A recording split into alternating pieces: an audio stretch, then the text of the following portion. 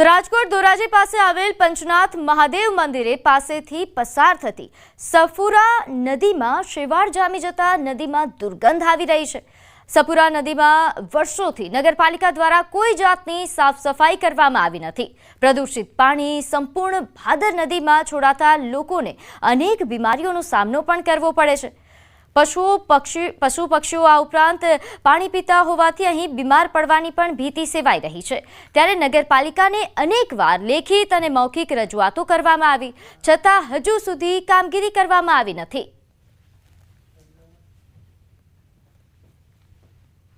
ધોરાજી શહેરની નજીકમાંથી સફુરા નદી પસાર થાય છે।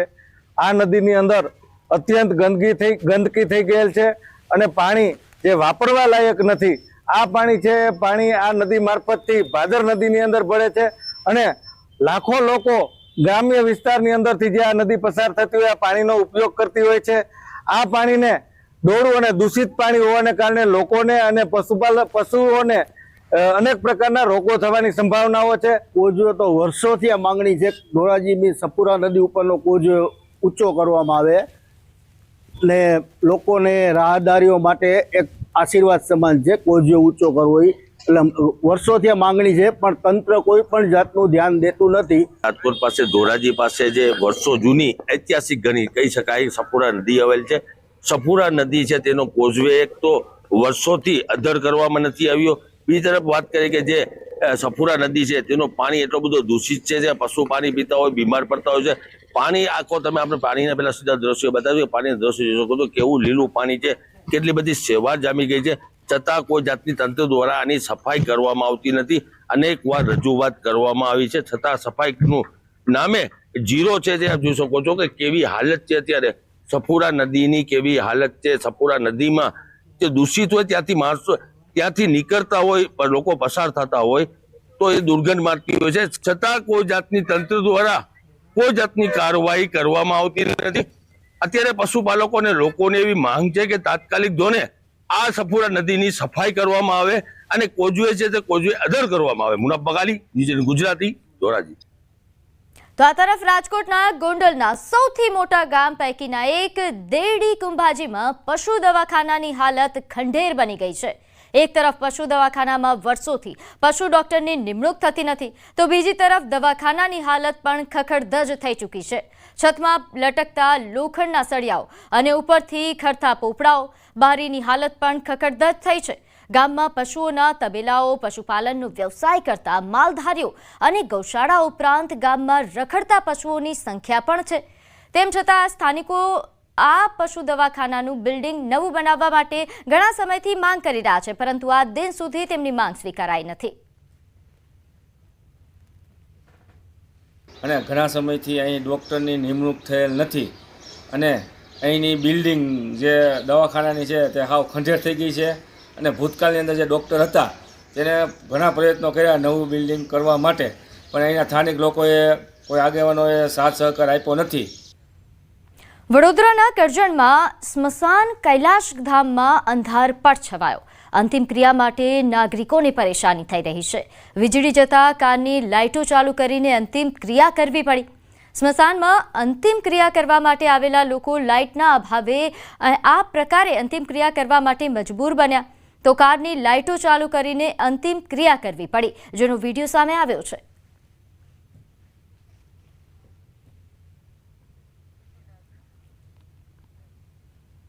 તો સુરત જેલમાંથી મુક્ત થતા ગુસ્સી ટોકના આરોપી ચિકનાનું ચકાચક સ્વાગત કરાયું। જી હા, આ પ્રકારના સમાચાર સુરતથી સામે આવ્યા છે। જાણે કોઈ હીરો કે ધર્મગુરુ આવ્યા હોય તે રીતે પગે લાગી હાડતોરા કરી આરોપીનું સ્વાગત કરાયું। કુખ્યાત ગુસ્સી ટોક આરોપી આશીષ ઉર્ફે ચિકનો પાંડે જેલમાંથી મુક્ત થયા બાદ જાણે કોઈ ફિલ્મી હીરો કે રાજકીય નેતા હોય તેમ તેનું સ્વાગત કરવામાં આવ્યું। સચિન સબ જેલની બહાર આરોપી આશીષની રાહ જોતા લગભગ 40-50 લોકો ભેગા થયા। જેલમાંથી બહાર આવતા તેના સાગરીતો તેના પગે લાગી ગયા અને આ દ્રશ્યો જોનારને એવું લાગતું હતું કે જાણે ઉત્તર પ્રદેશના કોઈ મોટા ગુંડાનું સ્વાગત થઈ રહ્યું હોય। વાયરલ થયેલા વિડીયોમાં એક જેલ કર્મચારી પણ આરોપી સાથે હાથ મિલાવતો જોવા મળ્યો જેને કારણે કાયદાના રક્ષકોની નિષ્પક્ષતા પર સવાલો ઊભા થયા। આશીષને લેવા માટે 7 થી 8 કાળી કારની કાફલો આવ્યો હતો। કાળી સ્કોર્પિયો કારમાં બેસીને આરોપીએ વિક્ટરીનો સિમ્બોલ બતાવ્યો, જાણે કાયદાની સામે પોતાની અણગમતીનો સંકેત આપતો હોય. આ વિડીયો રીલના રૂપમાં સોશિયલ મીડિયામાં પોસ્ટ થતાં જ આગની જેમ ફેલાઈ ગઈ. આરોપી આશિષ પાંડેના નામે હત્યા, અપહરણ, લૂંટ, ખંડણી, આર્મ્સ એક્ટ સહિત 26થી વધુ ગંભીર ગુનાઓ નોંધાયેલા છે. તે સુરતના અનેક વિસ્તારમાં લાલુ જાલિમ ગેંગ સાથે સક્રિય રહ્યો હતો. વિદ્યાર્થીઓ બસમાં બેસતા હતા અને ડ્રાઈવરે બસ ઉપાડતા વિદ્યાર્થીઓના જીવ અદ્ધર થયા. બસમાં પ્રવાસીઓ લેવામાં એટલી ઉતાવળ કે ભૂલી ગયા કે નીચે બાળકો છે. સાંભળો આ મહિલા બસ કંડક્ટરને, જેમણે એસટી બસમાં પ્રવાસીઓ ભરવામાં એટલી ઉતાવળ કરી કે ભૂલી ગયા કે નીચે બાળકો છે. વડોદરાના પાદરા જંબુસર રૂટ પરના એસટી બસના વિડીયો હાલ સોશિયલ મીડિયામાં વાયરલ છે. એસટી બસ કુરાલ ગામ પહોંચી ગઈ, જ્યાં સ્કૂલ જવા માટે બેગ સાથે બાળકો બસની રાહ જોઈને બેઠા હતા. એસટી બસ આવી, બ્રેક મારી, પણ થોડા બાળકો બસમાં ચડ્યા કે તરત મહિલા કંડક્ટરે બસ ઉપાડવા માટે ડ્રાઈવરને આદેશ કરી દીધો. હવે કંડક્ટર આદેશ કરે તો ડ્રાઈવર બસ ઉપાડે જ ને. ડ્રાઈવરે પણ બસ ઉપાડી દીધી અને કેટલાક બાળકો બસની સીડીઓ પર લટકતા રહ્યા, તો કેટલાકના માટે બસ છૂટી ગઈ. મહિલા બસ કંડક્ટરની આ ઉતાવળ કે બેદરકારીએ બાળકોના જીવને પણ જોખમમાં મૂકી દીધા. તો પીએમ નરેન્દ્ર મોદીના 75 વર્ષના જન્મદિવસની ઉજવણીના ભાગરૂપે નમોત્સવ યોજાયો. એનજીઓ ફેડરેશન આયોજિત આ કાર્યક્રમ રેસકોર્સ ગ્રાઉન્ડ ખાતે યોજાયો, જેમાં 150 કલાકારોએ ગીત, સંગીત, નૃત્ય, નાટક સાથે નરેન્દ્ર મોદીની સંઘર્ષ ગાથા, અહીં યશોગાથા પ્રસ્તુત કરવામાં આવી. જીવરાજભાઈ ધારુકાવાલા સુરતથી, મહામંત્રી અશ્વિનભાઈ મોલિયા, મહામંત્રી વિરેન્દ્રભાઈ. તો પ્રધાનમંત્રી નરેન્દ્ર મોદીના 75 વર્ષના જન્મદિવસની ઉજવણી, ભવ્ય ઉજવણી રાજ્યભરમાં કરવાનું આયોજન કરાયું છે. તે દરમિયાન રાજકોટના રેસકોર્સ ગ્રાઉન્ડ ખાતે અનોખો કાર્યક્રમ યોજાયો, જેમાં સંગીત, નૃત્ય, નાટક સાથે વડાપ્રધાનની સંઘર્ષ ગાથા વ્યક્ત કરવામાં આવી. વડાપ્રધાન નરેન્દ્ર મોદીના 75મા જન્મદિવસ નિમિત્તે સંપ્રતિ સેવા યજ્ઞ દ્વારા મેગા કેમ્પનું આયોજન કરાયું. સી.આર. પાટીલ સેવા પખવાડિયાની કામગીરીને તેમણે બિરદાવી. સાથે સુરત સંપ્રતિ ફાઉન્ડેશન દ્વારા આયોજન કરવામાં આવ્યું હતું, જેમાં 75મા જન્મદિવસને લઈને દિવ્યાંગોને 75 ટ્રાયસિકલ, 75 હોલ્ડિંગ વોકર આપવામાં આવ્યા. તેમજ 1100થી વધુ લોકોએ કેમ્પમાં રજીસ્ટ્રેશન કરાવ્યું છે. કેમ્પ અગાઉ પણ મેડિકલ ચેકઅપ અહીં કરવામાં આવ્યું છે. તેમજ સ્ત્રીઓના રિપોર્ટના આધારે આગળની દવાઓ કેમ્પમાં ફ્રી આપવામાં આવી. આ મેગા કેમ્પમાં ગુજરાત પ્રદેશ પ્રમુખ સી.આર. પાટીલ, રાજ્યકક્ષાના મંત્રી મુકેશ પટેલ, સાંસદ મુકેશ દલાલ અને મેયર ઉપસ્થિત રહ્યા હતા.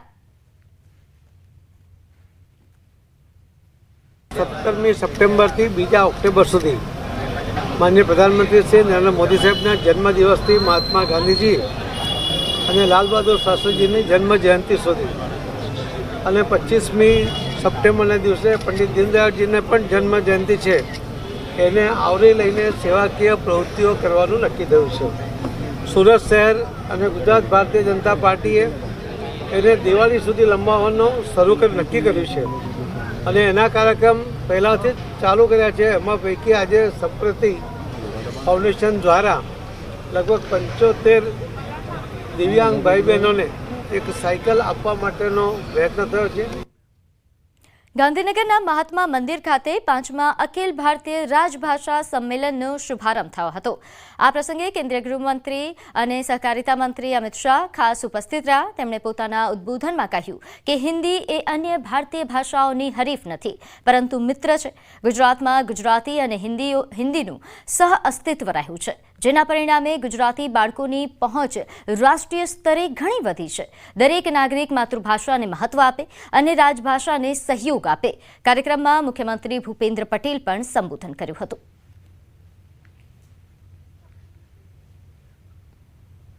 તો Sabarkantha Aravalli inter school karate championship 2025 અને સન્માન સમારોહનું આયોજન કરવામાં આવ્યું. સાબરકાંઠા અને અરવલ્લી 42 સ્કૂલોમાંથી 6 વર્ષથી 21 વર્ષ સુધીના 500થી વધુ વિદ્યાર્થીઓએ ભાગ લીધો.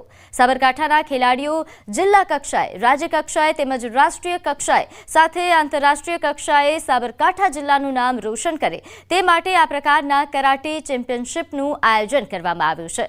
વિજેતા ખેલાડીઓને મેડલ, સર્ટિફિકેટ આપવામાં આવ્યું.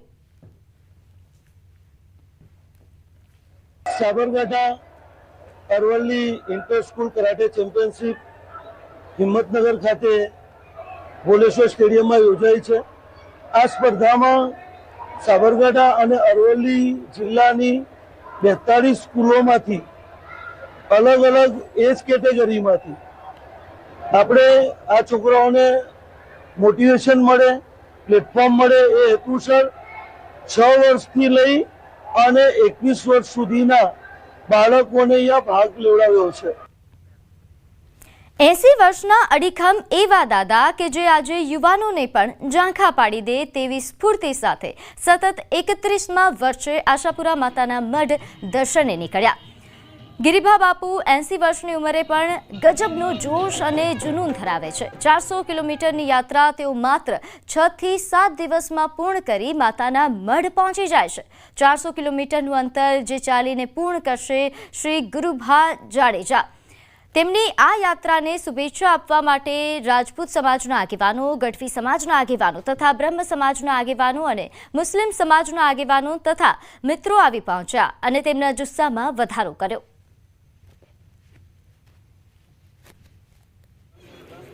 ખંભાળિયા મુકામેથી ખામનાથ મહાદેવ આશાપુરા મંદિરેથી મારો 31મા વર્ષની અંદર પ્રારંભ થઈ રહ્યો છે. મારા 80 વર્ષ પૂરા થાય છે. 95માં આ પદયાત્રા મેં શરૂ કરેલી. 95 થી કરીને અત્યાર સુધીની અંદર મારો માતાજીની મહેરબાનીથી કન્ટિન્યુઅસ છે અને એ જ ટાઈમની અંદર હું માના ચરણોમાં હું પહોંચ્યું છું. હવે વાત પૂર અને વેદનાની.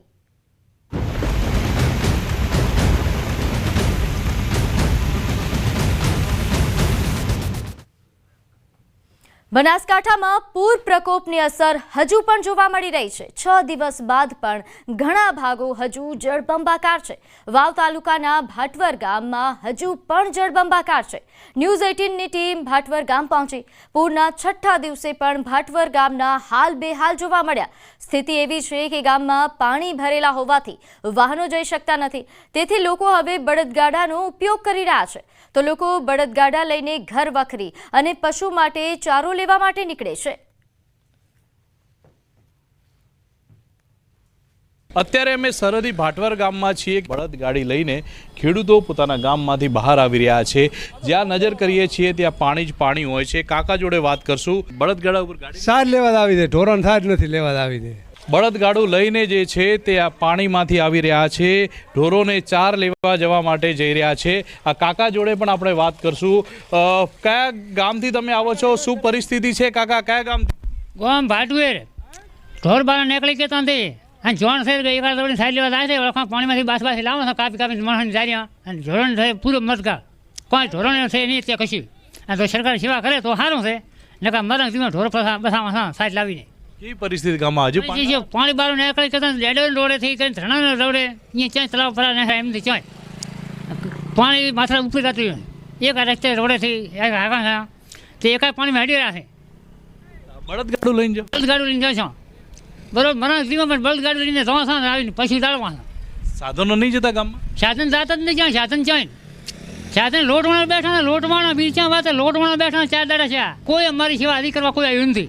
સરકાર તો કહે છે કે 3 લાખ ફૂડ પેકેટો મોકલે. ક્યાં મળ્યા? સરકાર તો સમજે ને તો કવરમાં ગામ દીઠ આલે ને ઊંઘ તો મરી જાય, પાડા ખાઈ જાય ને ગરીબો મરી જાય ઢેંડા કરી સાહેબ ને કહા એ કહેવાનું ધંધા છૂટી.